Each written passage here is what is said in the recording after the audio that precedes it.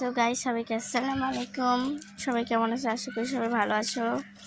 তো আমি আজকে ছাদের মিনি ব্লগ দিচ্ছি। এটা আমার বড় মার ছাদ। এখানে দেখতে পাচ্ছেন একটি টগর, কত সুন্দর। এই গাছটি অনেক ঝাঁকড়া ছিল, ডাল কাটে দিছে এখানে।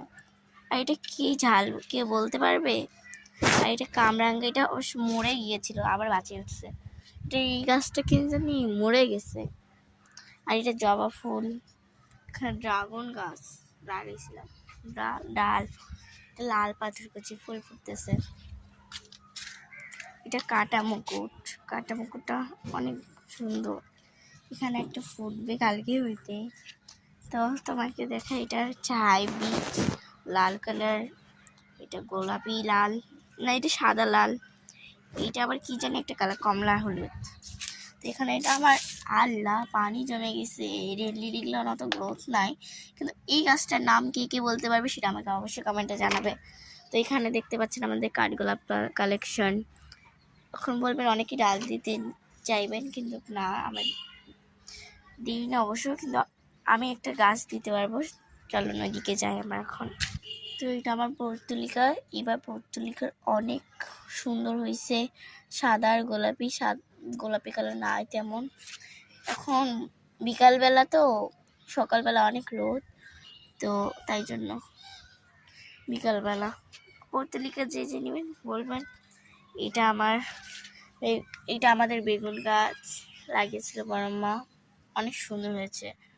পাতাগুলো জাইন্ট, এইটা দেখুন পোকা খেয়েছে। এখানে কলি আসছে। আম গাছ, এই আমটা অনেক সুন্দর দেখতে গেলে।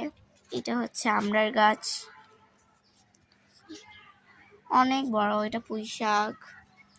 এইদিকে এটা আমাদের কমলা, এটা কিছুই না এমনি।